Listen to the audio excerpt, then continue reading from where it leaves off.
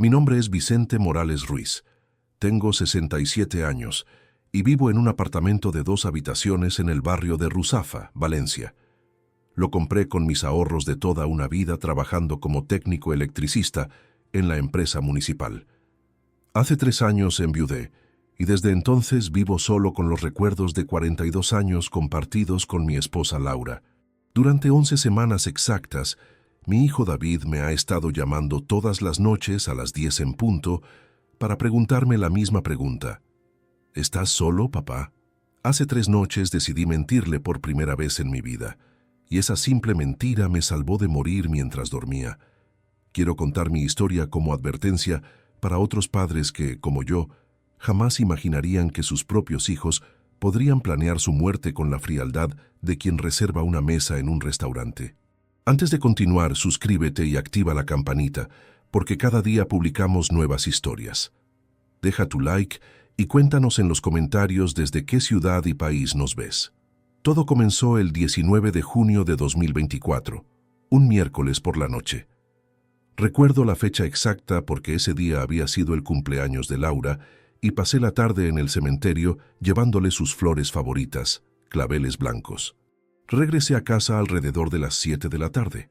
Preparé una cena sencilla, un bocadillo de jamón serrano y un vaso de vino tinto, cuando sonó el teléfono. Era David. «Papá, ¿cómo estás? ¿Te encuentras solo en casa?», me preguntó con un tono que entonces me pareció de preocupación filial.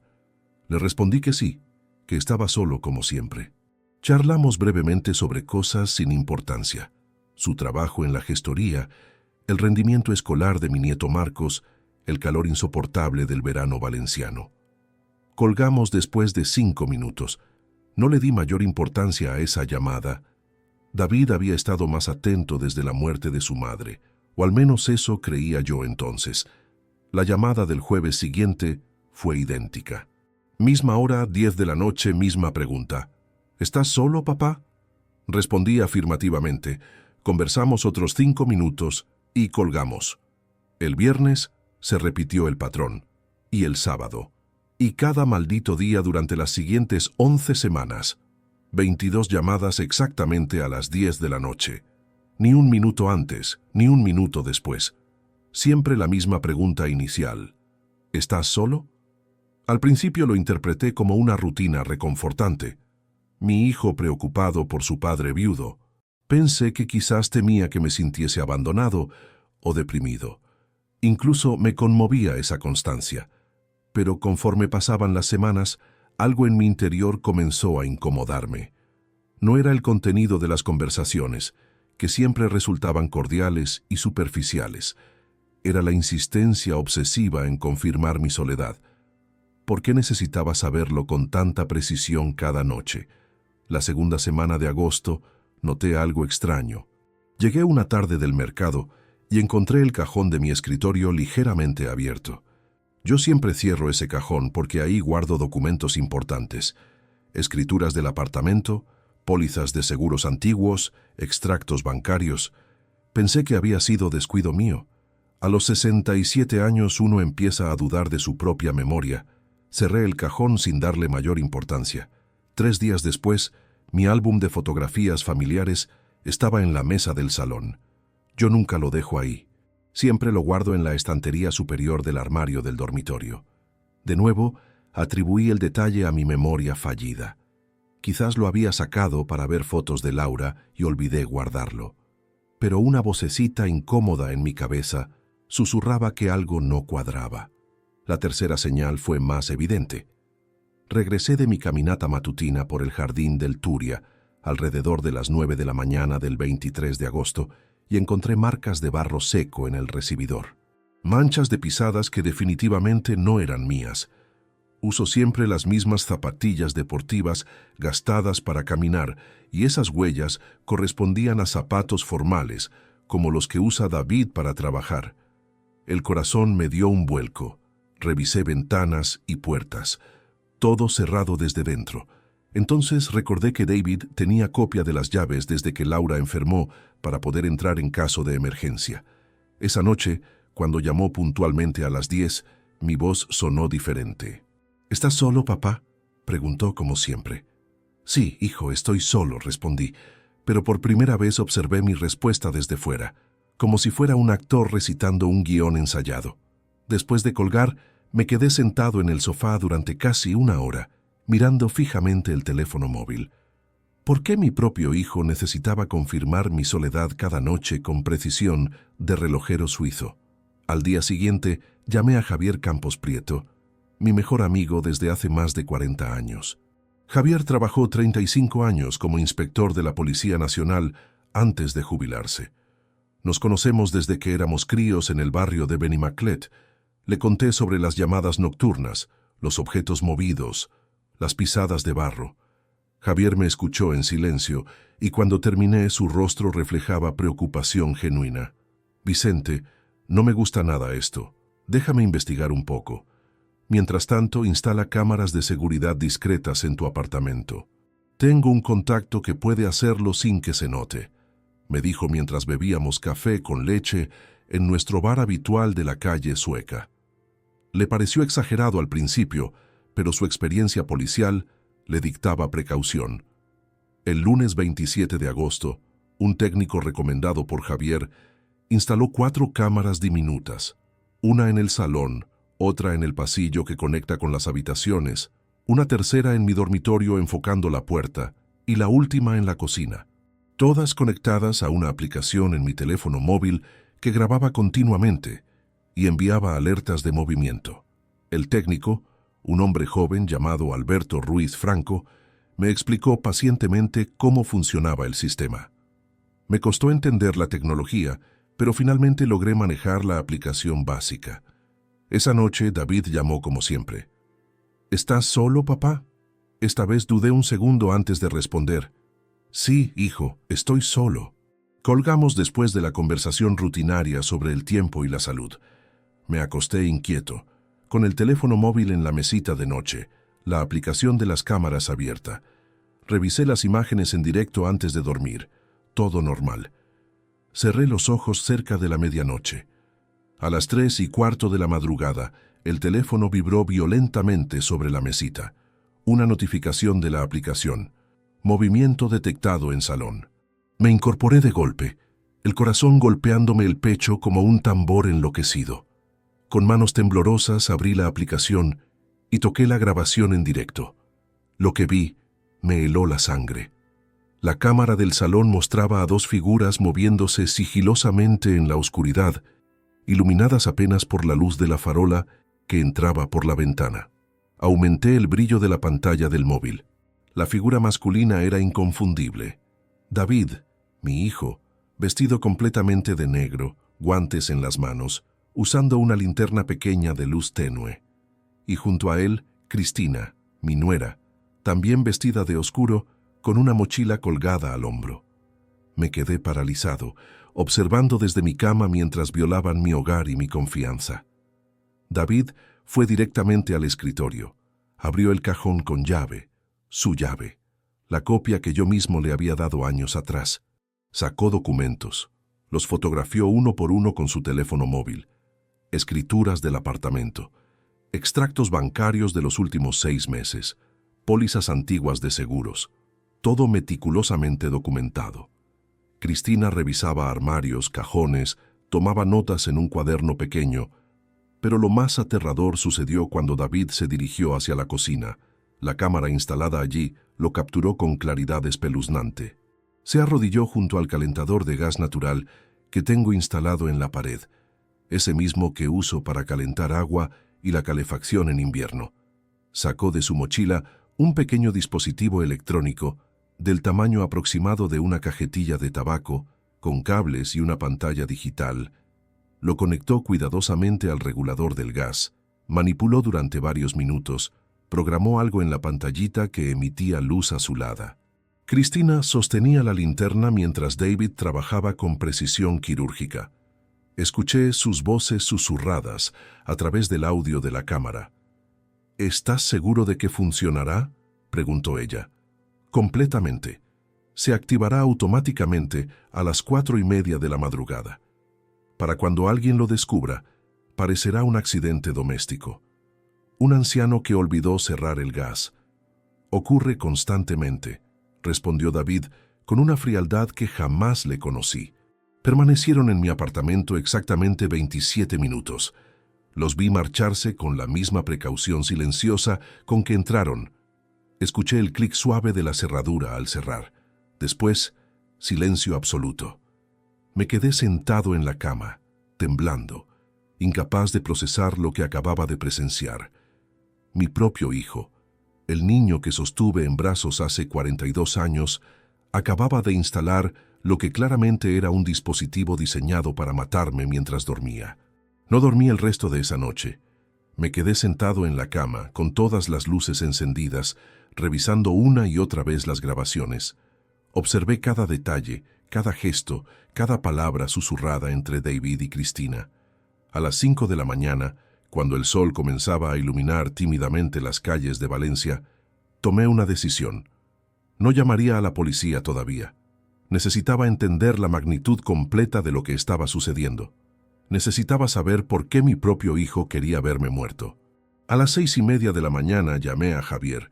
Respondió con voz adormilada. «Vicente, ¿qué demonios pasa? Son las 6:30».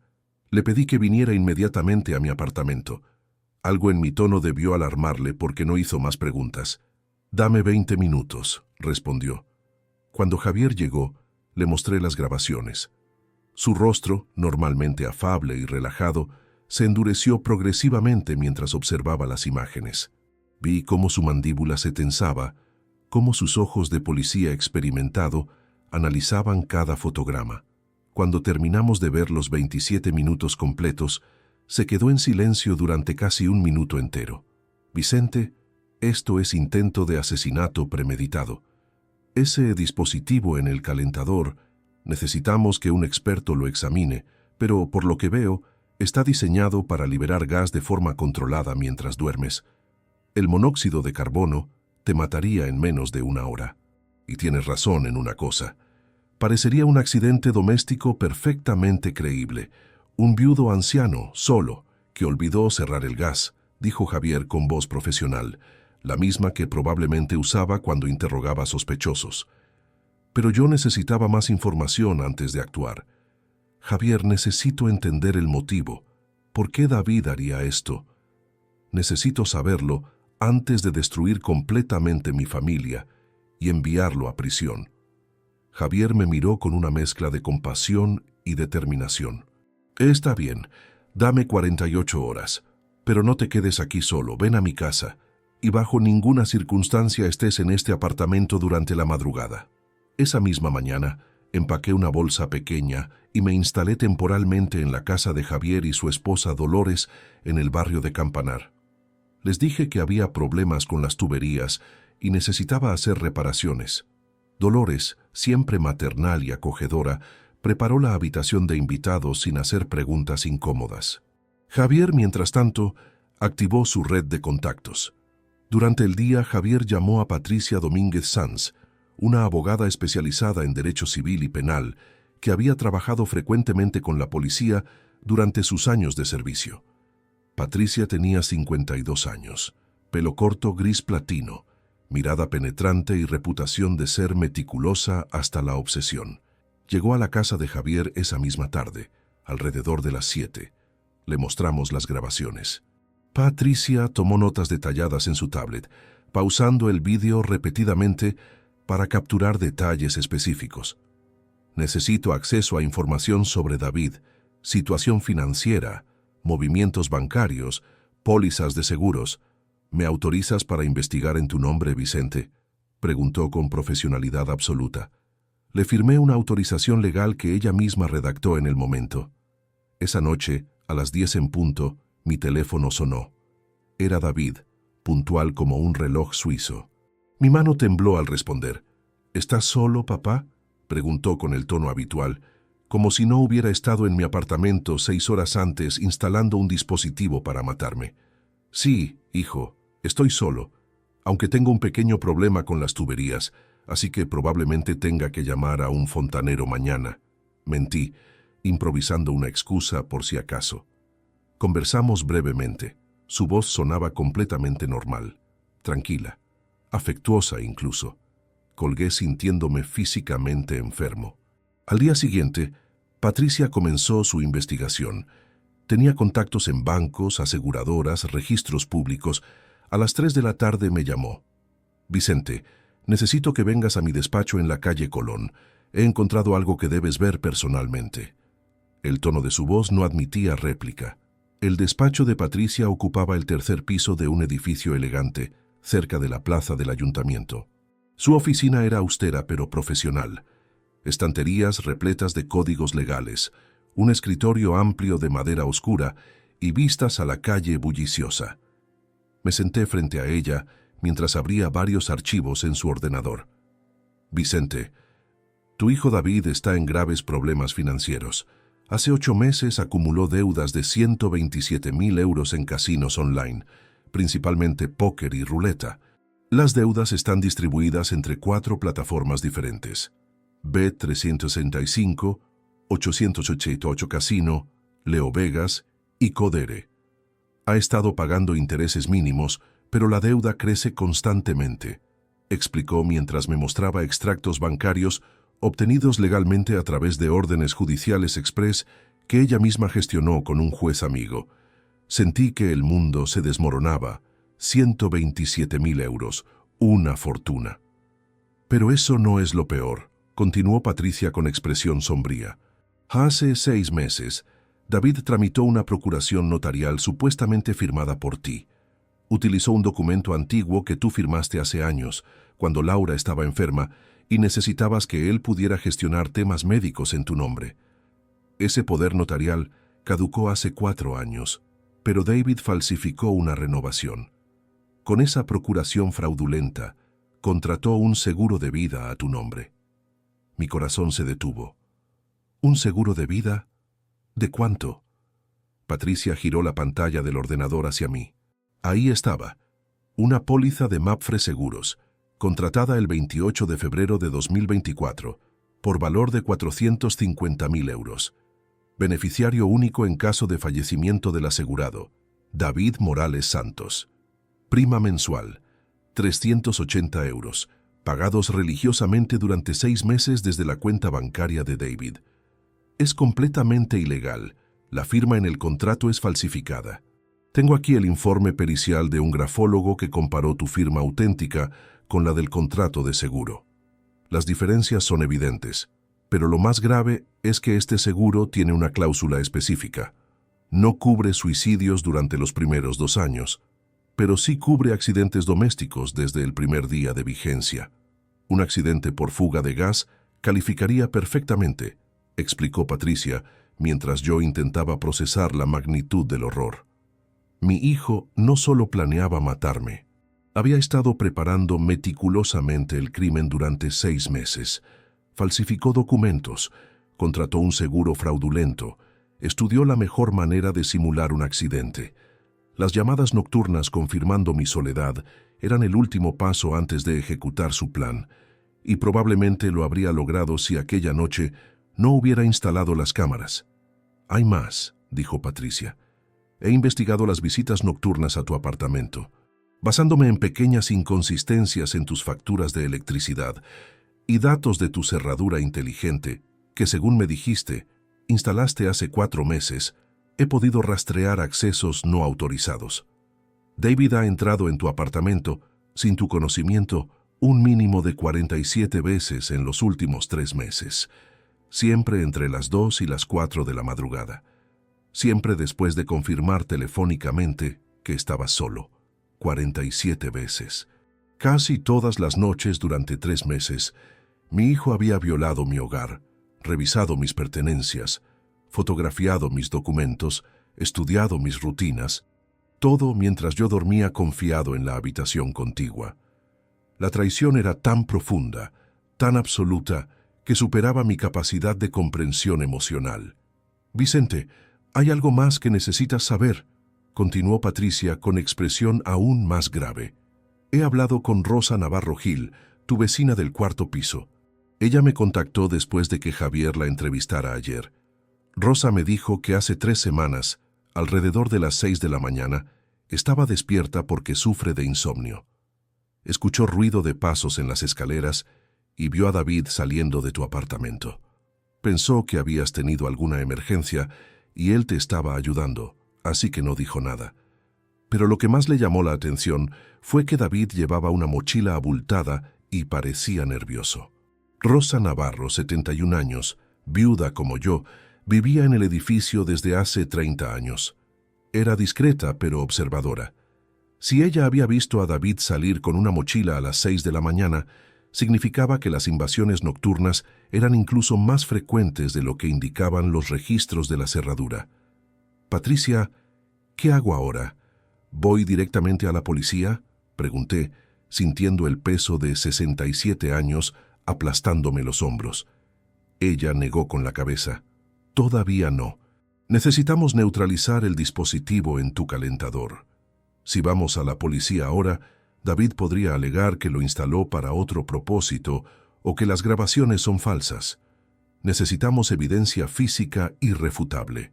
He contactado con el doctor Enrique Blanco Martín, ingeniero forense especializado en sistemas de gas. Vendrá mañana a examinar el dispositivo y documentarlo oficialmente». Esa noche, de nuevo en casa de Javier, no pude comer. Dolores preparó sopa de verduras, mi plato favorito, pero apenas probé 2 cucharadas. A las 10 en punto, mi teléfono sonó. David, implacable en su rutina asesina. «¿Estás solo, papá?». Esta vez mi voz tembló ligeramente al responder. «Sí, hijo, estoy solo». Hubo un silencio breve al otro lado. «¿Te encuentras bien? Te noto raro», preguntó con preocupación aparentemente genuina. «Solo estoy cansado, hijo. Los años no perdonan», respondí, y era verdad, aunque no de la manera que él pensaba. El doctor Enrique Blanco Martín llegó al apartamento a las 9 de la mañana del 30 de agosto. Era un hombre de 58 años, cabello gris perfectamente peinado, gafas de montura metálica y maletín de aluminio que parecía contener instrumental quirúrgico. Lo acompañaban Patricia y Javier. Yo había pasado la noche anterior sin dormir, repasando mentalmente cada conversación con David durante los últimos 6 meses, buscando señales que debía haber visto. «Señor Morales, voy a examinar el dispositivo instalado en su calentador. Necesito que permanezca fuera de la cocina mientras trabajo. Documentaré todo con fotografías y vídeo. Este informe será válido como prueba pericial en cualquier procedimiento legal», explicó el doctor Blanco con voz profesional y tranquilizadora. Me senté en el sofá del salón junto a Javier mientras Patricia observaba desde la puerta de la cocina. Escuchaba al doctor Blanco trabajar, el sonido metálico de herramientas, el clic de su cámara fotográfica profesional. Pasaron 40 minutos que se sintieron como 40 horas. Finalmente, el doctor salió de la cocina con expresión sombría, llevando el dispositivo cuidadosamente envuelto en una bolsa de evidencia transparente. «Señor Morales, lo que su hijo instaló es un sistema de liberación controlada de gas natural. Funciona mediante un temporizador digital programable conectado directamente a la válvula reguladora del calentador. El dispositivo fue programado para abrirse completamente a las 4:30 de la madrugada de hoy, liberando gas natural a máxima capacidad durante aproximadamente 2 horas», explicó mientras colocaba la bolsa sobre la mesa del comedor.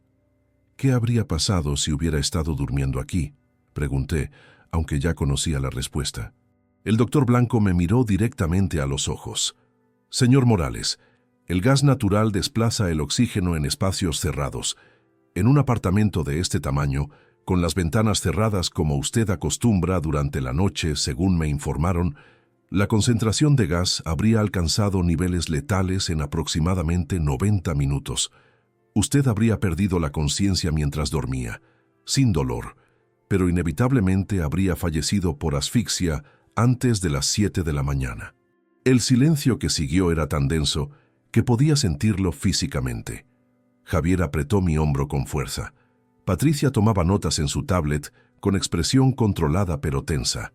El doctor Blanco continuó. «Lo más preocupante es la sofisticación del dispositivo.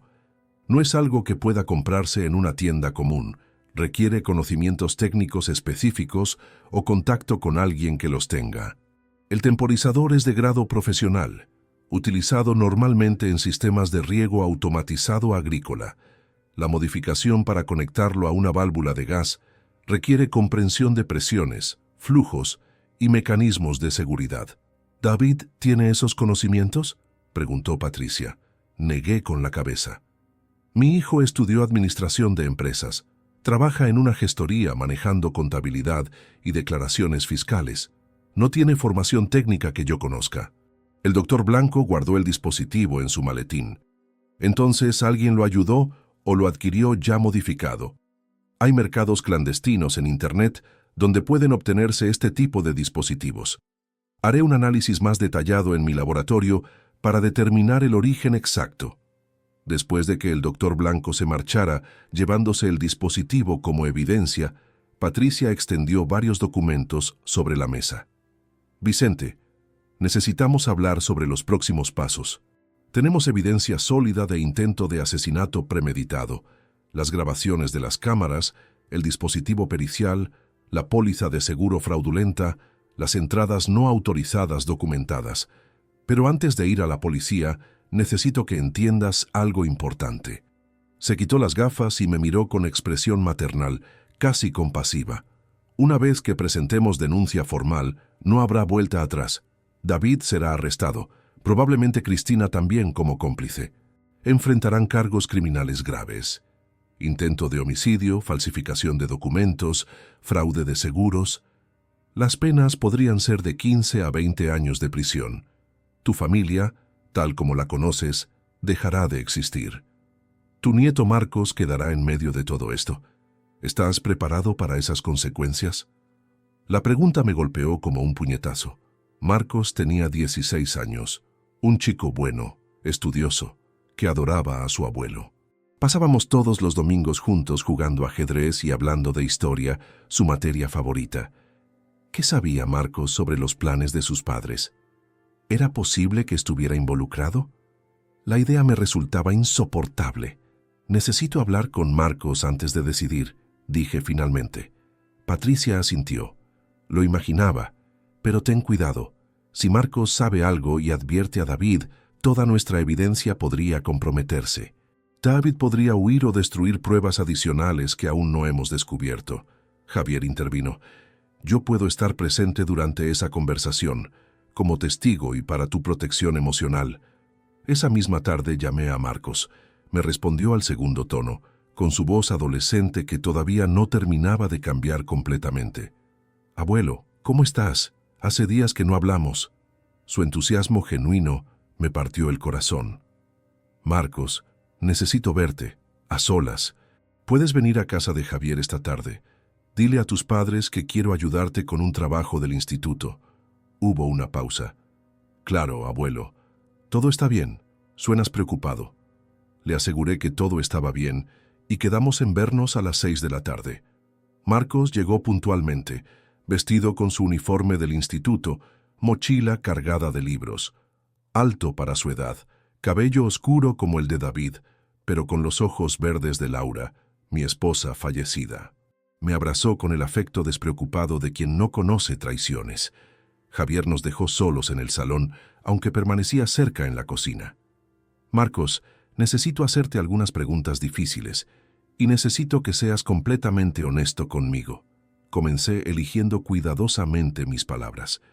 ¿Tus padres han comentado algo sobre problemas económicos? Marcos frunció el ceño. Bueno, papá ha estado muy estresado últimamente. Discute mucho con mamá sobre dinero. El mes pasado escuché una pelea donde mamá decía que habían perdido mucho dinero en algo. No entendí bien qué. ¿Te han pedido alguna vez que los acompañes a algún lado por las noches? ¿O que guardes secretos sobre visitas a mi apartamento? Marcos negó con la cabeza, confundido. No, abuelo, ¿por qué me preguntas eso? ¿Ha pasado algo? Su confusión parecía absolutamente genuina. No había fingimiento en su expresión, ninguna señal de nerviosismo o culpabilidad. Le conté una versión editada de los acontecimientos, que había descubierto que David tenía graves problemas de deudas, que había hecho cosas legalmente cuestionables, que probablemente enfrentaría consecuencias serias. Observé cuidadosamente su reacción. Marcos palideció progresivamente, sus ojos se llenaron de lágrimas. «Abuelo, papá ha hecho algo malo. ¿Algo realmente grave?» Su voz temblaba. No tenía corazón para contarle toda la verdad, no todavía. «Sí, Marcos, muy grave. Y necesito que entiendas que lo que suceda en los próximos días no es culpa tuya. Nada de esto tiene que ver contigo. Tú no hiciste nada malo». Marcos comenzó a llorar abiertamente, y lo abracé mientras su cuerpo se sacudía con sollozos. Esa noche, después de que Marcos se marchara, Patricia organizó una reunión en su despacho con Javier, el doctor Blanco y un inspector de la Brigada de Policía Judicial llamado Félix Muñoz Herrera, a quien Javier conocía desde sus años de servicio. Era hora de formalizar la denuncia.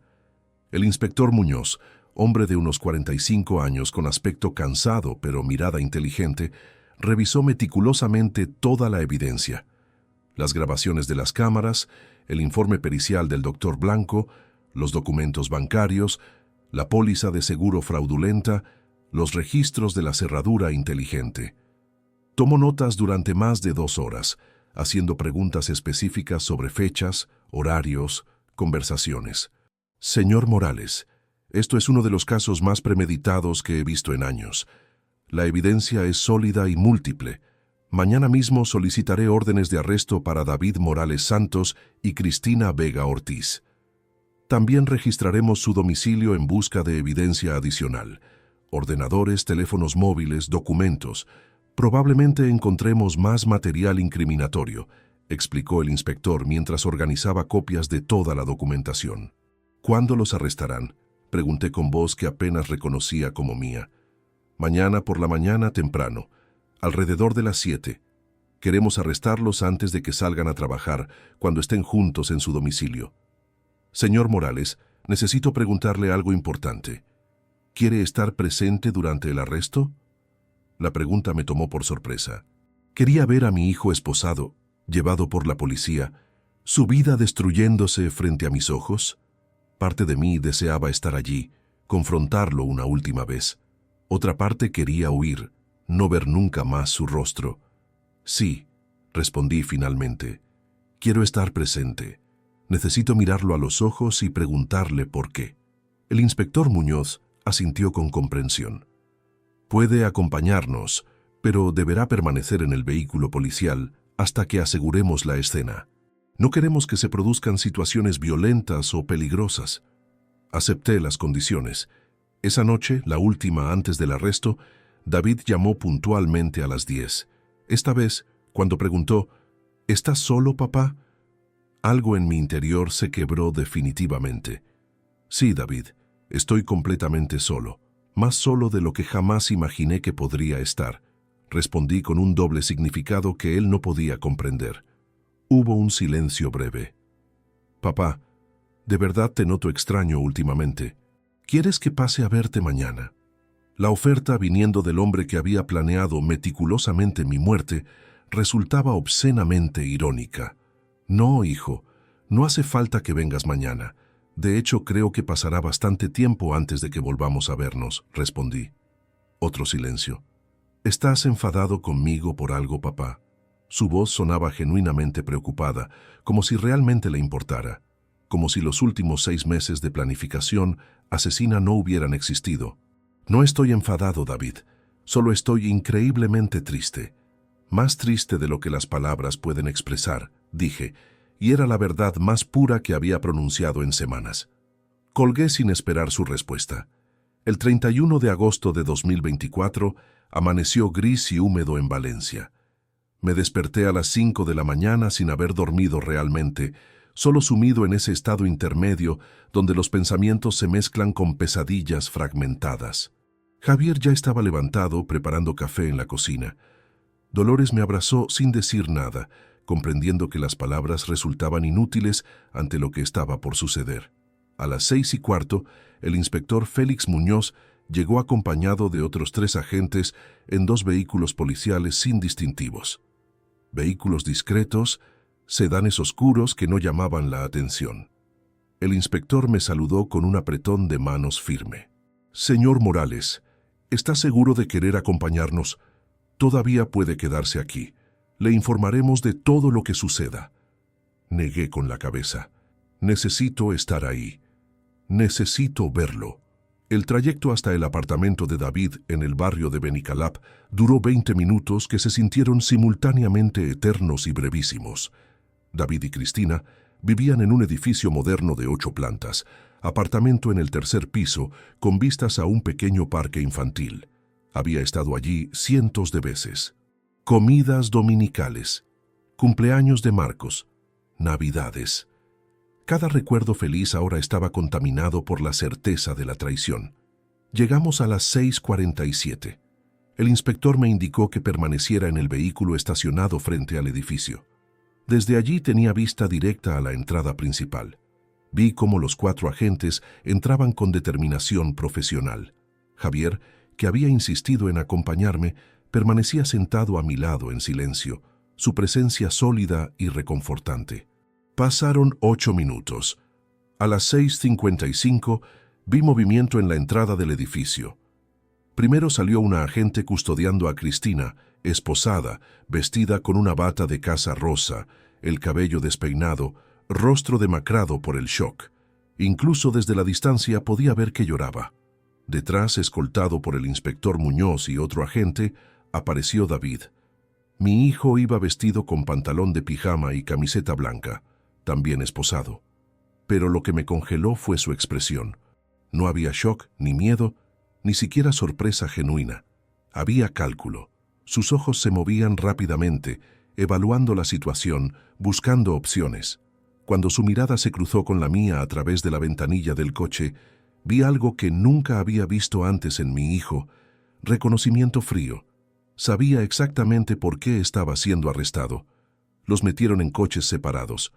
El inspector Muñoz se acercó a nuestro vehículo.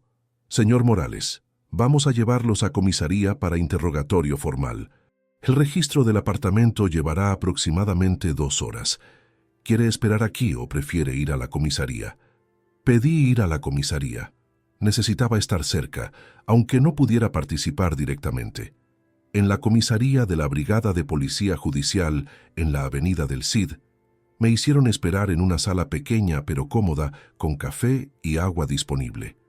Patricia llegó media hora después, maletín en mano, expresión profesional pero compasiva.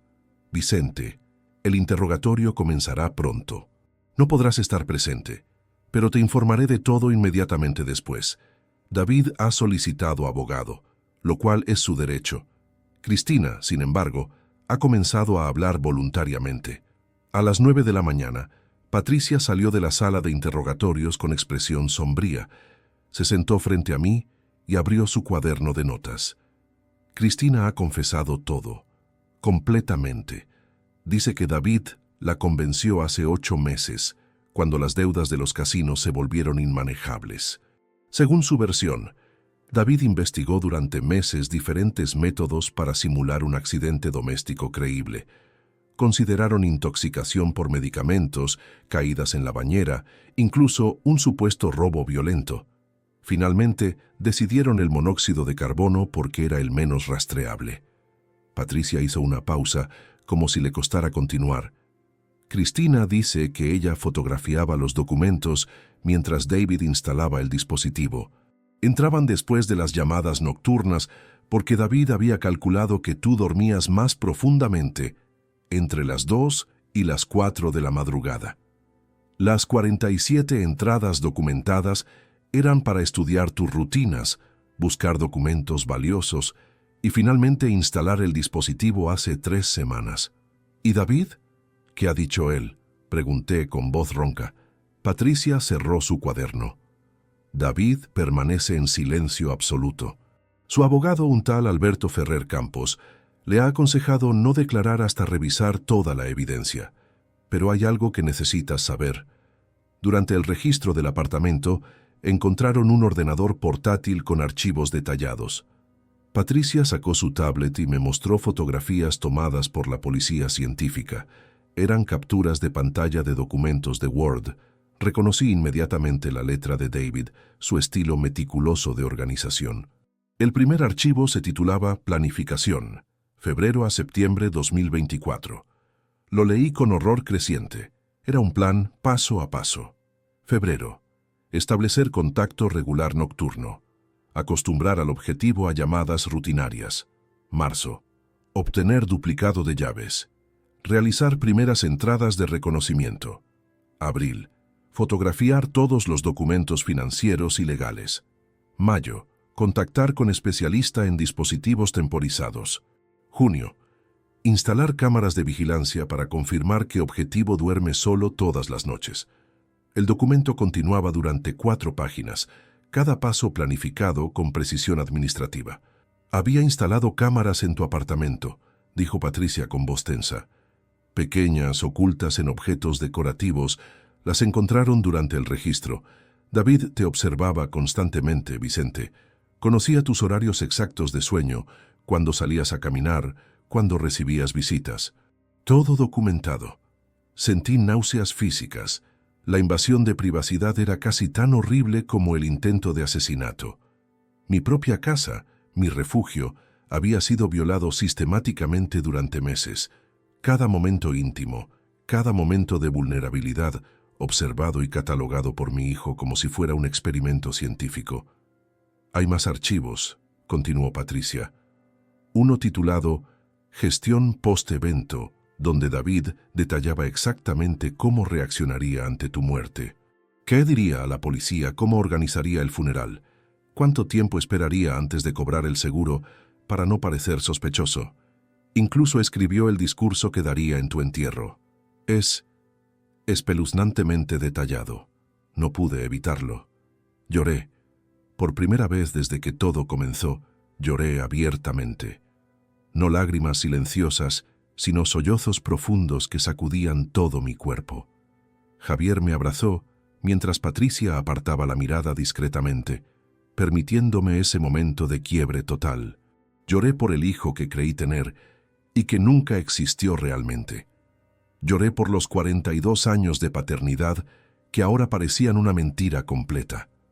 Lloré por Laura, agradecido de que no estuviera viva para ver esto. A las 11 de la mañana, el inspector Muñoz entró en la sala de espera. «Señor Morales, David ha aceptado finalmente hacer una declaración. Quiere hablar con usted, personalmente, a solas». Mi corazón dio un vuelco. Patricia intervino inmediatamente. «Absolutamente no. Es irregular y potencialmente peligroso». Pero el inspector la calmó. «Será en sala de interrogatorio con cámaras grabando, nosotros observando desde la sala contigua. David ha sido informado de que cualquier cosa que diga puede usarse contra él. Insiste en que necesita explicarle algo a su padre. Mire a Patricia». Ella negó con la cabeza. «Vicente, no te lo recomiendo. Puede ser una táctica de manipulación. David es claramente un psicópata funcional. Puede intentar confundirte o hacerte sentir culpable. Pero yo necesitaba escucharlo, necesitaba entender, aunque la comprensión resultara imposible. Quiero hablar con él». Me condujeron por un pasillo largo hasta una sala de interrogatorio estándar. Mesa metálica, 4 sillas, espejo unidireccional en una pared, cámara de vídeo en la esquina superior. David ya estaba sentado, todavía esposado, pero habían permitido que se vistiera con su ropa de calle traída del apartamento. Pantalones de traje gris, camisa azul. Parecía extrañamente calmado. Me senté frente a él. Un agente permaneció junto a la puerta. Durante casi 1 minuto, ninguno habló. Solo nos miramos, padre e hijo, separados por un abismo infinitamente más profundo que los 90 centímetros de mesa metálica entre nosotros. Finalmente, David habló. Su voz era tranquila, casi conversacional. Sabía que instalarías cámaras eventualmente. Javier es demasiado obvio, y tú siempre fuiste más inteligente de lo que la gente te creditaba. Calculé que tendríamos unas 3 semanas de margen antes de que descubrieras algo. Nos faltaron 4 días. ¿Por qué? Fue todo lo que pude articular. Mi voz sonaba destruida. David suspiró como si la pregunta fuera tediosamente predecible. 127.000 euros, papá. Perdidos en 6 meses. Al principio fue para ganar dinero rápido y pagar las deudas. Luego fue para recuperar lo perdido. Finalmente fue porque no podía parar. Los casinos online están diseñados así, ¿sabes? Algoritmos que te mantienen jugando. Eso no explica por qué intentaste matarme, dije, obligándome a mantener contacto visual. David se inclinó hacia adelante ligeramente. Porque tú eres mi único activo valioso, papá. Tu apartamento vale 320.000 euros. Tus ahorros suman otros 80.000. El seguro añadía 450.000 más. Todo junto. 850.000 euros. Suficiente para pagar las deudas, empezar de nuevo, quizás mudarnos al extranjero donde nadie conociera nuestra situación. La frialdad con la que hablaba de mi vida como activo valioso me quitó el aliento. Soy tu padre, susurré. Te crié, te di todo. David asintió. Lo sé, y aprecio todo lo que hiciste, de verdad. Pero papá, tienes 67 años. Has vivido una vida completa. Yo tengo 42 y toda mi existencia está arruinada por estas deudas. Desde una perspectiva puramente lógica, mi vida tiene más valor futuro que la tuya. Me levanté de la silla tan bruscamente que ésta casi cayó hacia atrás. El agente junto a la puerta dio un paso adelante, preparado para intervenir, pero yo no sentía violencia física, solo una repulsión visceral que me obligaba a alejarme de ese hombre que compartía mi sangre, pero no mi humanidad. «No eres mi hijo», dije con voz temblorosa. «Mi hijo murió hace mucho tiempo y yo estaba demasiado ciego para verlo».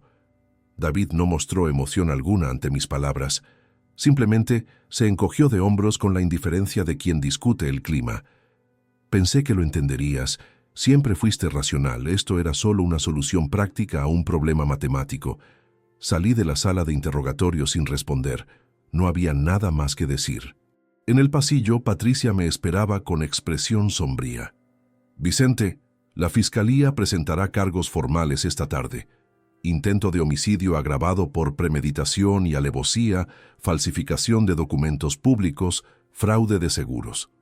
Cristina probablemente acepte un acuerdo declarándose culpable a cambio de reducción de condena, testificando contra David. Él enfrentará el peso completo de la ley». Regresamos al despacho de Patricia, donde pasamos las siguientes horas organizando documentación adicional. A las 3 de la tarde, mi teléfono móvil sonó. Era un número desconocido. Dudé antes de responder. «Señor Morales, soy la directora del Instituto Lluís Vives, donde estudia su nieto Marcos. Necesito que venga urgentemente. Marcos está en mi oficina y se niega a hablar con nadie, excepto con usted». Llegué al instituto 20 minutos después. La directora, una mujer de unos 50 años llamada Carmen Iglesias Mora, me recibió con expresión preocupada. «Señor Morales, Marcos llegó esta mañana al instituto, pero no asistió a ninguna clase. Un profesor lo encontró en los baños llorando desconsoladamente. Cuando intentamos contactar a sus padres, descubrimos que sus teléfonos no respondían. Marcos finalmente nos contó que sus padres fueron arrestados esta mañana. ¿Es cierto?», asentí con cansancio. «Sí, es cierto. Por razones muy graves que no puedo discutir ahora. ¿Puedo ver a Marcos?». La directora me condujo hasta su oficina, donde mi nieto estaba sentado en un sillón, abrazando su mochila escolar como si fuera un salvavidas. Cuando me vio, se levantó de golpe y corrió hacia mí, abrazándome con la desesperación de quien se ahoga. «Abuelo, ¿es verdad? ¿Papá y mamá están en la cárcel? Alguien lo publicó en redes sociales. Dicen cosas horribles. Dicen que intentaron matarte». Su voz era un susurro quebrado. Lo sostuve firmemente. «Marcos, necesito llevarte conmigo. No puedes quedarte solo. ¿Dónde está tu mochila con ropa? ¿La dejaste en casa?». Él asintió contra mi pecho. Con permiso de la directora y tras llamar a los servicios sociales para notificar la situación, llevé a Marcos de vuelta al apartamento de sus padres. Un agente de policía todavía custodiaba la entrada, pero el registro había terminado. Me permitieron entrar con Marcos para recoger sus pertenencias esenciales. El apartamento estaba destrozado por el registro policial, cajones abiertos, armarios vaciados, papeles por todas partes. Marcos empaquetó ropa, libros escolares, su ordenador portátil. Se movía como un autómata, el shock protegiéndolo temporalmente del dolor completo. En su habitación, las paredes decoradas con pósters de equipos de fútbol y superhéroes parecían pertenecer a otra vida, una infancia que había terminado abruptamente esa mañana. Mientras Marcos empaquetaba, encontré en el salón una fotografía enmarcada de toda la familia tomada el año anterior. David, Cristina, Marcos y yo en las fallas, sonriendo ante las monumentales estructuras de cartón piedra antes de ser quemadas. Recordé ese día. Habíamos comido paella. Marcos había ganado un peluche en una tómbola. David había pagado todo insistiendo en que yo era su invitado. Ahora cada sonrisa en esa fotografía parecía una máscara ocultando monstruosidades. Guardé la fotografía en la mochila de Marcos. Algún día, cuando estuviera listo, necesitaría recordar que hubo momentos buenos, aunque estuvieran construidos sobre mentiras. Regresamos a casa de Javier, donde Dolores ya había preparado la habitación de invitados para Marcos, con sábanas limpias y toallas frescas. Esa noche, Marcos apenas tocó la cena que Dolores preparó con amor maternal. A las 9 se disculpó y se encerró en su habitación. Escuché su llanto apagado a través de la puerta. Quise entrar, consolarlo, pero Dolores me detuvo con gentileza. Déjalo procesar, Vicente. Necesita llorar solo antes de poder aceptar consuelo.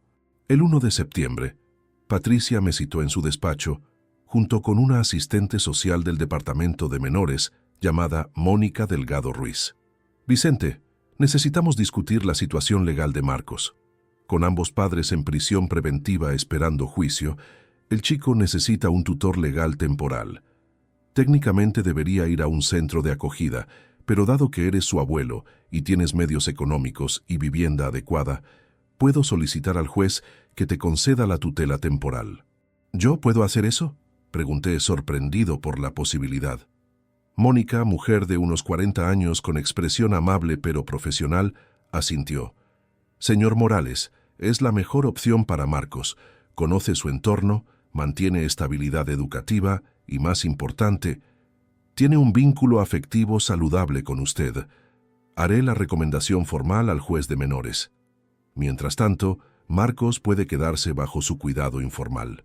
3 días después, el 4 de septiembre, comparecí ante la jueza de menores Teresa Flores Aguirre, mujer de unos 60 años, con cabello blanco y mirada penetrante. Después de revisar informes sociales, declaraciones de profesores del Instituto de Marcos y entrevistas con el propio chico, concedió la tutela temporal. Señor Morales, esta tutela es válida hasta que se resuelva el juicio de los padres. En ese momento, reevaluaremos. Marcos asistirá a sesiones semanales con la psicóloga infantil, doctora Beatriz Soto Núñez. Usted recibirá apoyo de servicios sociales. ¿Acepta estas condiciones? Acepté sin dudarlo. Esa misma semana comencé los trámites para vender mi apartamento de Ruzafa. No podía vivir allí nuevamente. Cada habitación estaba contaminada por el horror de saber que mi hijo había planeado mi muerte entre esas paredes. Patricia me ayudó a encontrar un comprador rápido, una pareja joven que pagó 310.000 euros. 10.000 menos del valor de mercado, pero necesitaba cerrar el trato rápidamente. Con ese dinero y mis ahorros, compré un apartamento más grande en Alicante, ciudad costera a 2 horas al sur de Valencia. 3 habitaciones, terraza con vistas al mar Mediterráneo, cerca de buenos institutos donde Marcos podría continuar sus estudios. Dolores me ayudó con la mudanza, mientras Javier coordinaba el traslado de muebles. El juicio comenzó el 28 de octubre de 2024, exactamente 2 meses después del arresto. Cristina, fiel a lo predicho, aceptó un acuerdo con la fiscalía. Se declaró culpable de complicidad en intento de homicidio y fraude, testificando detalladamente contra David a cambio de una recomendación de condena reducida. Durante 3 días, declaró ante el tribunal todo lo que sabía. Explicó cómo David la había convencido gradualmente, primero presentándolo como tomar prestado dinero de mí, luego como adelantar una herencia que eventualmente recibirían, finalmente como una solución necesaria a sus problemas financieros. Cristina lloró durante gran parte de su testimonio, admitiendo su culpabilidad, pero intentando presentarse como víctima de la manipulación de David. David, por su parte, mantuvo su estrategia de silencio. Su abogado, Alberto Ferrer, intentó argumentar trastorno mental temporal causado por estrés financiero extremo. Trajeron un psiquiatra forense privado que testificó sobre episodios disociativos inducidos por deudas y deterioro temporal del juicio moral. Pero el psiquiatra de la Fiscalía, el doctor Gonzalo Méndez Pardo, presentó evaluaciones que demostraban que David era completamente consciente de sus acciones, planificó meticulosamente durante meses y no mostraba signos de psicosis o trastornos que afectaran su capacidad de distinguir bien del mal. Tuve que testificar el tercer día del juicio. Patricia me había preparado durante horas, pero nada podía prepararme realmente para sentarme en ese estrado, con David a pocos metros, y narrar ante el tribunal cómo descubrí que mi hijo planeaba matarme. Mi voz se quebró varias veces. El fiscal, un hombre joven llamado Miguel Ángel Torres Blasco, fue gentil pero minucioso, haciéndome revisar cada detalle. El abogado de David intentó desacreditarme durante el contrainterrogatorio, sugiriendo que había malinterpretado las acciones de mi hijo, que las llamadas nocturnas eran solo preocupación filial genuina, que el dispositivo en el calentador podía tener otras explicaciones. Pero la evidencia era abrumadora. Las grabaciones de las cámaras, los documentos en el ordenador de David, el testimonio de Cristina, el informe pericial del doctor Blanco sobre el dispositivo letal. El juicio duró 11 días en total. El 7 de noviembre de 2024, el tribunal de 3 jueces deliberó durante 6 horas antes de emitir su veredicto. Culpable de intento de homicidio agravado por premeditación, alevosía y parentesco. Culpable de falsificación de documentos públicos. Culpable de fraude. La sentencia: 18 años de prisión para David, 14 años para Cristina. Cuando la jueza presidenta leyó la sentencia, David no mostró emoción visible. Simplemente asintió ligeramente, como si estuviera confirmando cálculos matemáticos. Cristina sollozó audiblemente. Marcos, que había insistido en asistir al último día del juicio, a pesar de mis intentos de protegerlo, apretó mi mano con fuerza suficiente para dejarme marcas. Después del juicio, Marcos y yo salimos del Palacio de Justicia hacia la luz brillante del mediodía.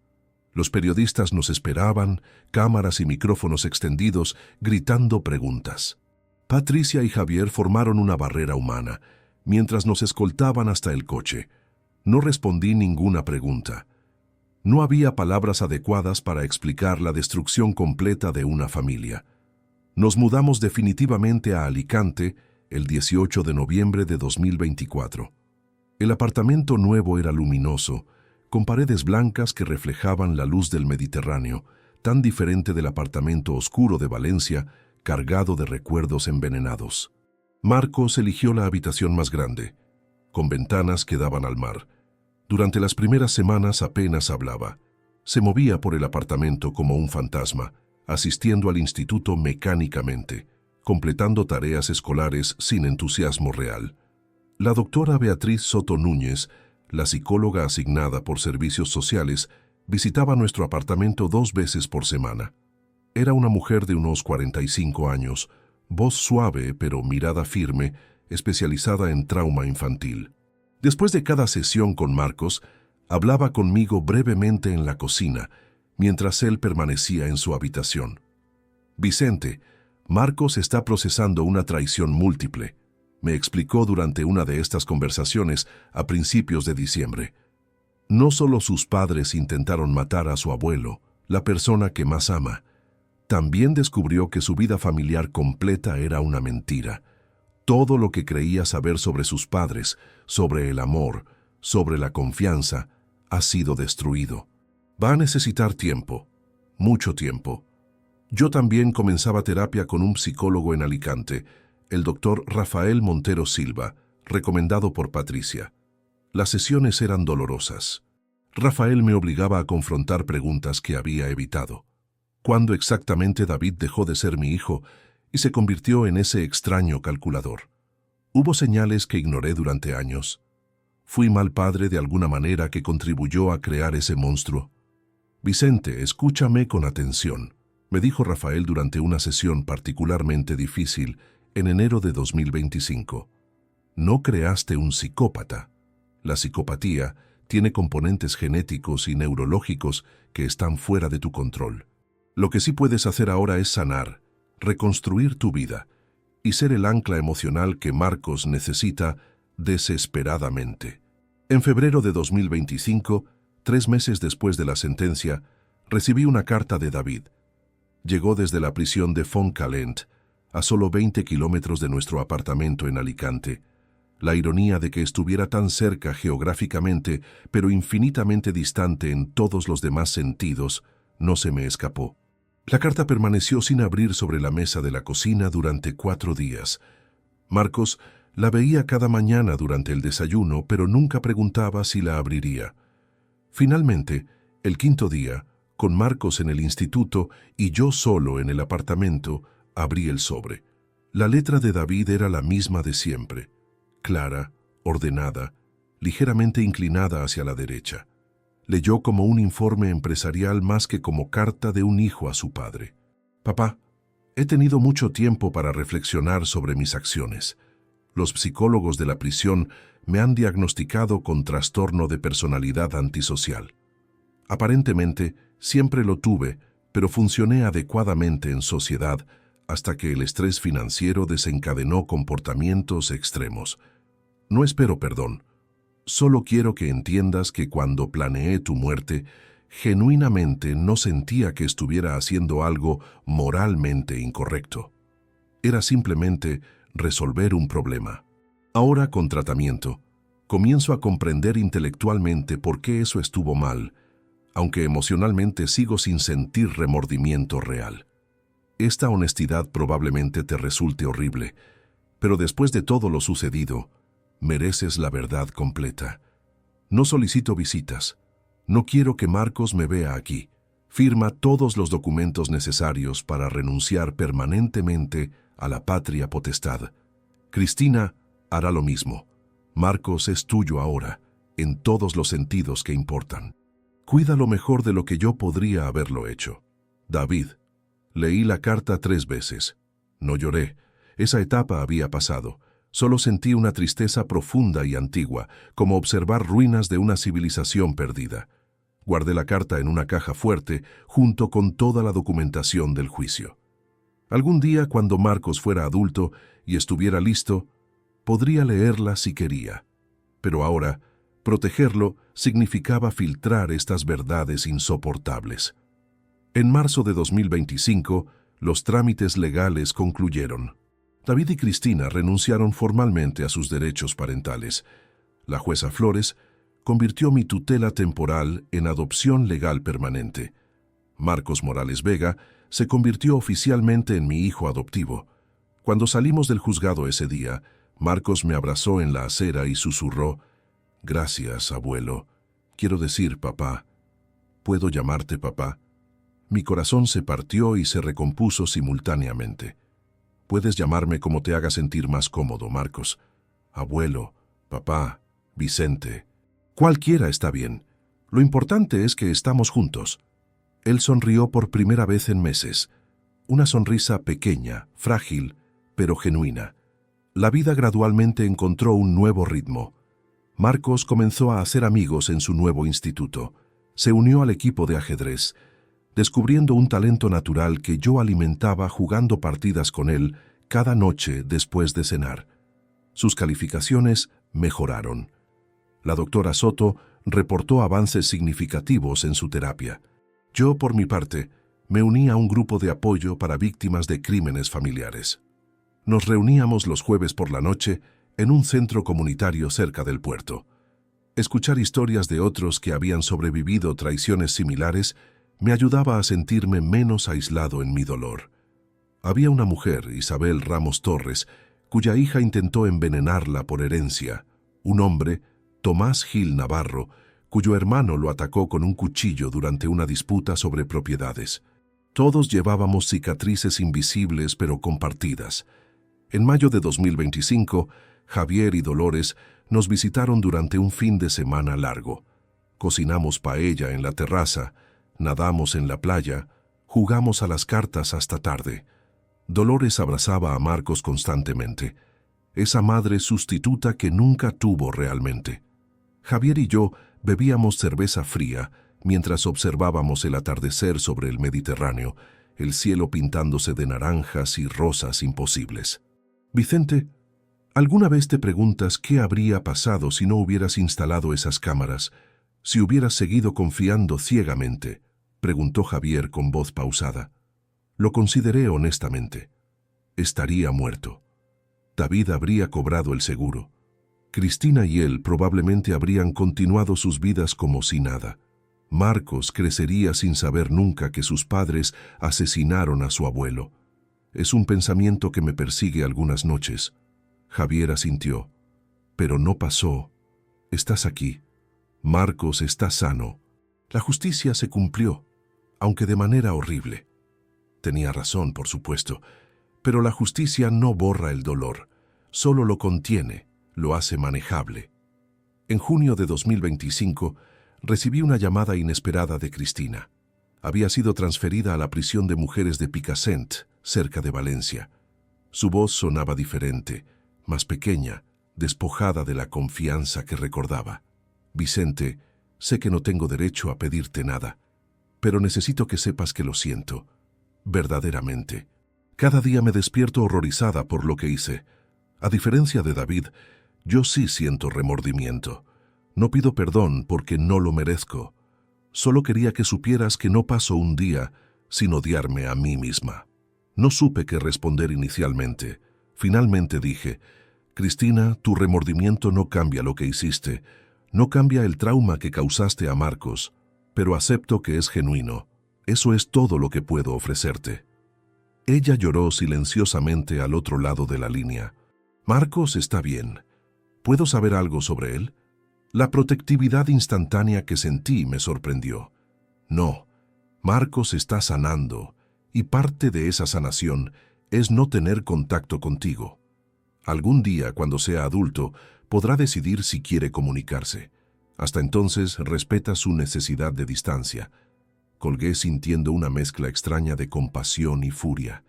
Cristina, al menos, reconocía su monstruosidad. David nunca lo haría. Esa diferencia significaba algo, aunque no estuviera seguro exactamente qué. El Instituto de Marcos organizó una ceremonia de fin de curso en julio. Marcos recibió un premio por excelencia académica en historia, su materia favorita. Cuando subió al escenario para recibir el certificado, busqué mi rostro entre la audiencia. Cuando nuestras miradas se encontraron, sonrió con orgullo genuino. Aplaudí hasta que me dolieron las manos.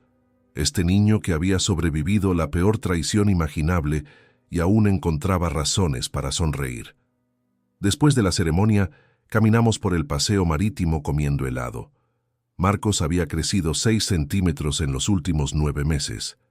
Ya no era el niño destrozado que encontré llorando en el instituto el día del arresto. Era un joven encontrando su camino de regreso a la luz. Abuelo, comenzó todavía intercambiando títulos según su estado emocional. La doctora Soto dice que estoy listo para reducir las sesiones a 1 vez al mes. Dice que he procesado el trauma adecuadamente. Me detuve, girándome para mirarlo completamente. ¿Tú crees que estás listo? Él consideró la pregunta seriamente.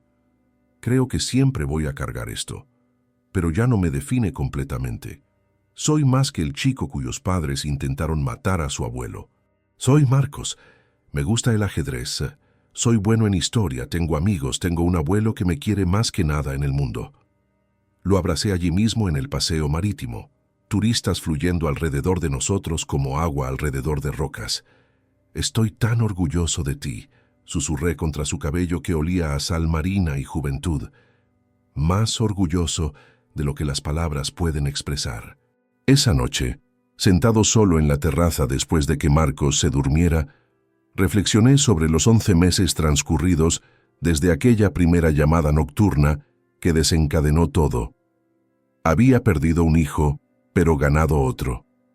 Había descubierto traición impensable, pero también resistencia que no sabía poseer.